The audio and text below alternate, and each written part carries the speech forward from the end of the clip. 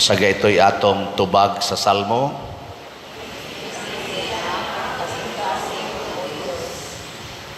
Linisi ang akong kasing-kasing o Diyos. Limpyuhi ang akong kasing-kasing o Diyos. Sa inyong balay, kung manglimpyo mo, unsa may inyong kuhaon, ang daan o ang bag-o? Kung manglimpyo mo ba, unsa may inyong kuhaon, ang daan o ang bag-o? Ang daan. Lingi ay mong tupad. Ing na kay daang salasit sa inyo, ako na to. Ing na. Kasagaran gyud mamalit og bag-o, salasit or TV, nana niya ang katong daan imong ipanghatag, niya ang katong bag-o mao'y imo na sang ibutang. Niya mutan-aw dayon ka, moingon ka, kanindot sa akong bag-ong TV. Kanindot sa akong bag-ong salasit. Kanindot sa bag-ong pintal. Kay imo namang gikut-kut ang daang pintal. Mao na diri sa atong unang pagbasa niingon ang Ginoo pinaagi ni propeta Jeremias, taliabot ang panahon nga maghimo ako bag-ong kasabutan. Dili na to ang daang kasabutan. Naarabay uban nato, no? Bisan sa atong pagsimbas Ginoo, di na to ipausab ang daan. Kita din naglalis man ta tungod aning pista nato. Kay kana yung pistaha maugid nay karaan. Ana. Nya kusog kayong mangulors buhok. Kusog kay mangiski sa kilay. Nya ang pista di gyud usbon ang pizza. Hastang adlaw. Kay kana gyud masuko si San Vicente kun Elisa na masuko ang mahal nga birhen kay maugid nay atong pista. Nay pista na to rong dako ay sa simbahan. March 25. Unsa man ang pistaha? Wasan mo'y kalibutan. Dako kay nang pista sa simbahan. Ang pagpahibalo sa anghel ni Maria nga siya magmabdos, the Annunciation. Karon na Marso 25, mao bitaw ang pagkatao ni Kristo December 25. Unya kay maigo man ang Marso 25 sa Lunes Santo. Wa giselebrate sa simbahan.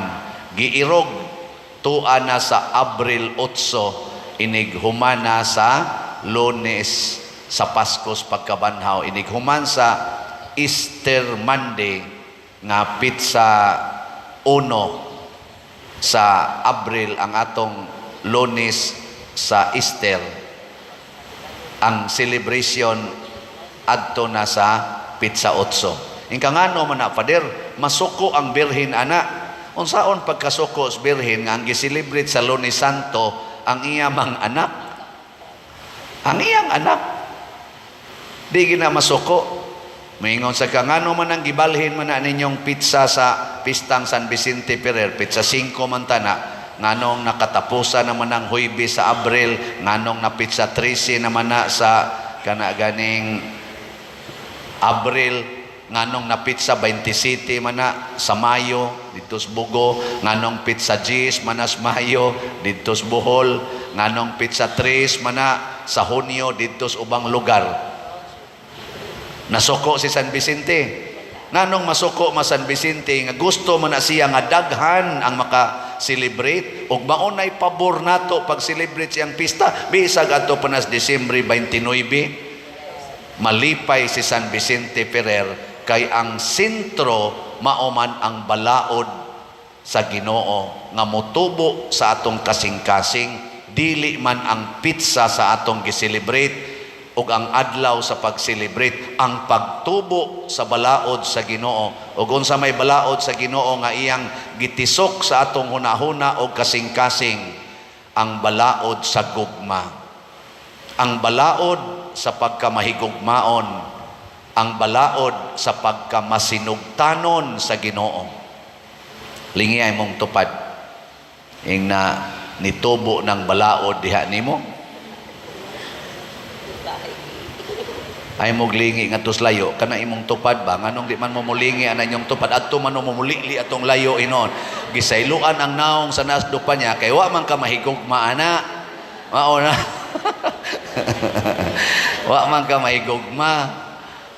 Congratulations sa mitanaos naong siyang tupad kay iya ra man sang bana iyang tupad tanaos naong ang bana sad wa gyud mo tan-aw gatutok lang ri sa tubangan ana.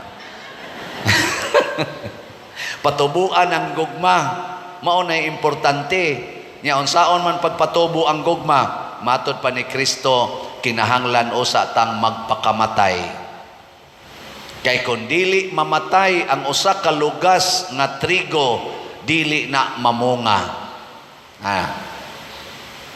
Kana ding magmabdos ng babae di ba unsa man na daghan kay kagipatay diha ang purmas imong tiyan namatay imbis nga siksi kay kag tiyan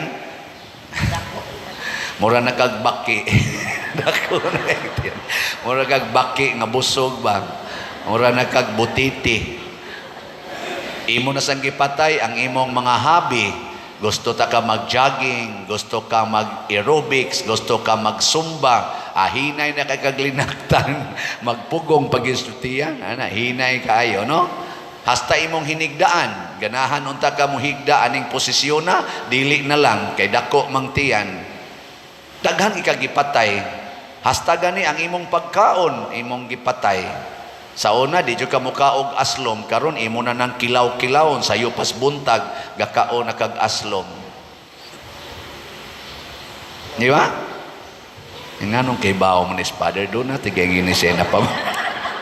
Doon na ginisi kasi natiyan siguro ay mag-observe ko kay marites biya sa kog mata mag-observe kadaghan din yung obserbahanan di ako mga kuyog na ako diha kapila na ko kita pag abot na ko dire si May mo'y nagmabdos May ba to?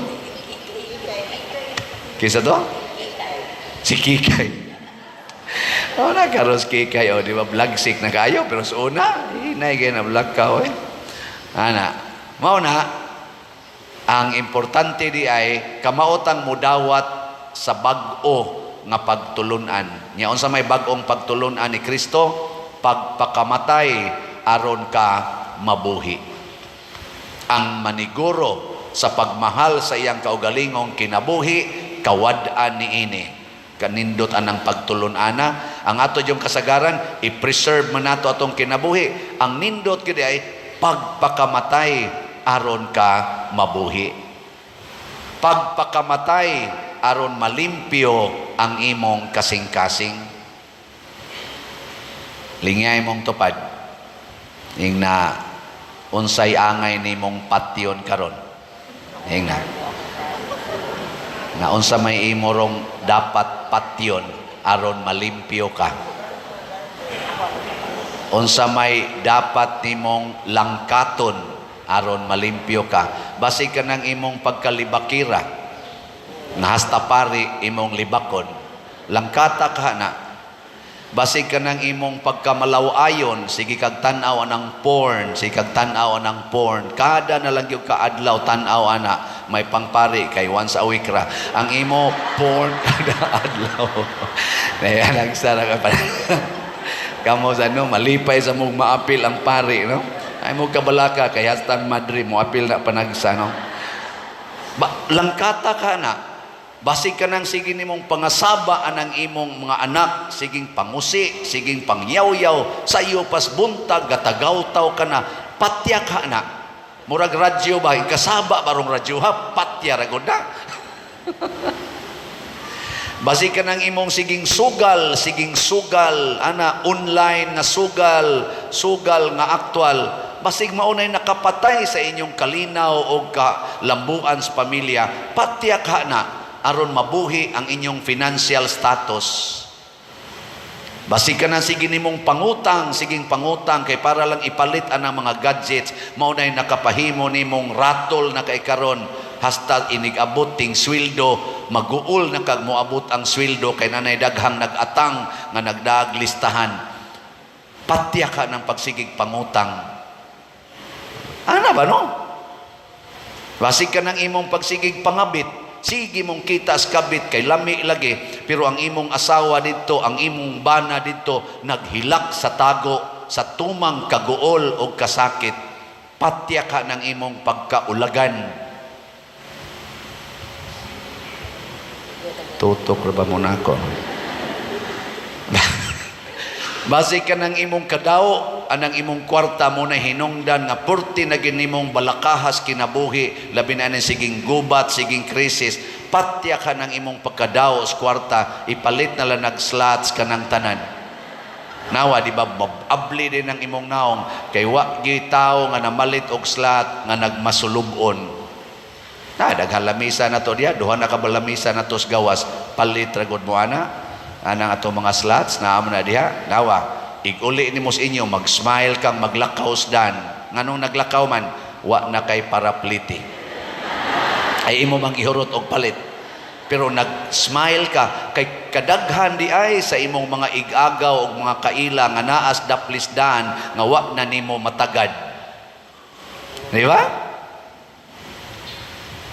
Sige, lingay mong tupad ing na karon yung adlawa di ta mo uli basta di ta kapalit og slot ingna nga di ta mo uli nya mo ingon na imong tupad wa man koy kapalit tagaan ti ka ayo tagaan awa di ba malipayon kay mong muli.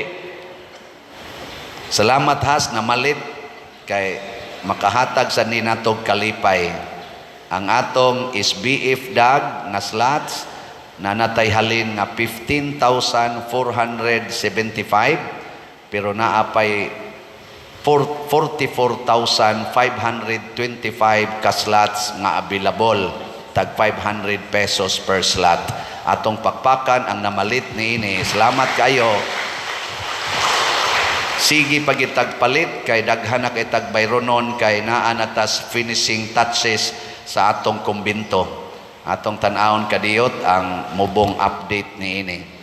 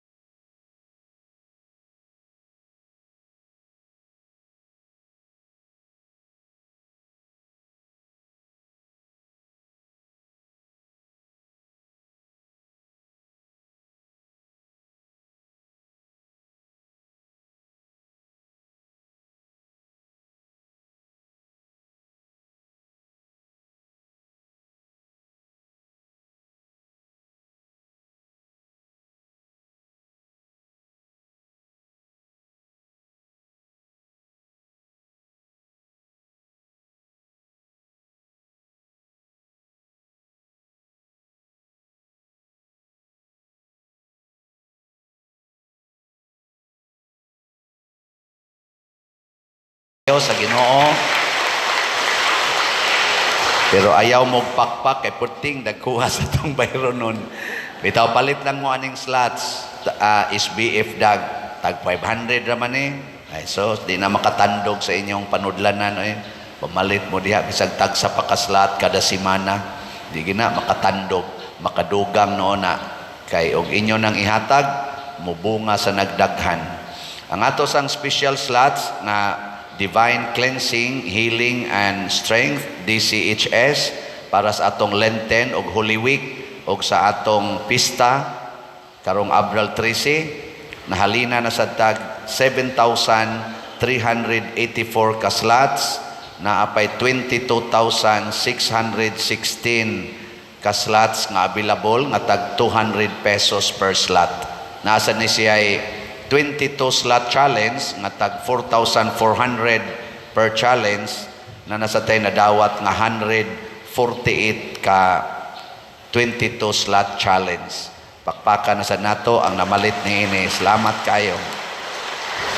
Nahuman na nato ang atong mga Lenten recollection sa atong mga kapilya. Pakpakan nato atong lay ministers o mga katikista. Naka-Lenten, naka-confession, sa patong usa, bisita patronal dito sa mga kapilya o misa. Daghan kay sila mga grasya. Pwede na to mga matay ang tanan natong mga parishioners. Di bitaw. Gipatay na nila ang ilang mga sala pinaagi sa mga sakramento. Salamat sa mga kaparian nga atong naimbitar nga ning hago gyud pagtubag sa atong panginahanglan. Unya, ang ato sang DSAP investment slot nga tag 500,000 pesos per slot, na nasa tay na dawat nga 183 na ang total nga DSAP nato. Nya open pa ta for more investors. Kung doon na mo'y 500,000 nga wa gamita, ibilin o sana dinhi, niya ato nang interesan og 25% per annum. So pakpakan sa nato ang namalit og DSAP. Salamat kayo. Nganong gibuhat ni natong tanan og nganong nahitabo ning tanan tungod kay daghan ang nagpractice og patay-patay.